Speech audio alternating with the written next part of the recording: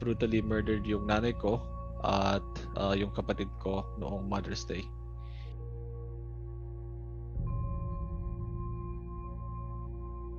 Noong late April 2008, kakarating lang ng tatay ko sa abroad para magtrabaho. 1 to 2 weeks later, nangyari yung tragic incident na nagbago sa buhay ng pamilya ko. Na brutally murdered yung nanay ko at yung kapatid ko noong Mother's Day.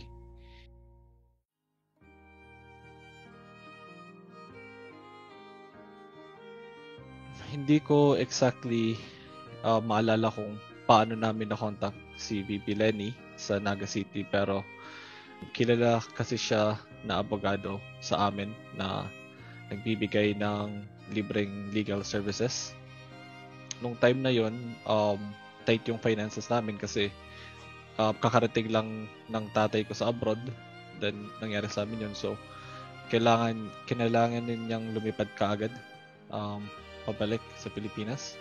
So, nung in-approach namin si VP Lenny for help, tinanggap niya kaagad yung kaso namin at pro bono. Nagsimula yung trial nung kaso namin nung 12 years old ako.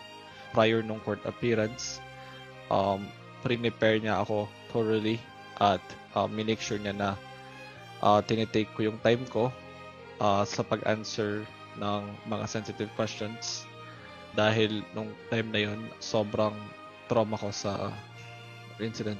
Nung time na nung court appearance daw, naalala ko vividly na na binibigyan niya ako ng words of encouragement at sinabihan niya ako na dapat hindi ako kabahan kasi dapat sila yung kakabahan.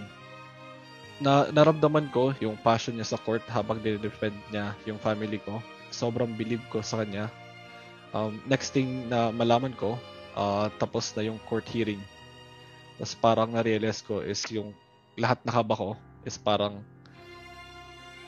nag-alala ako for nothing kasi ang galing ng pagka-handle niya nung present yung case namin. Narinig ko na lang eventually na nanalo kami sa kaso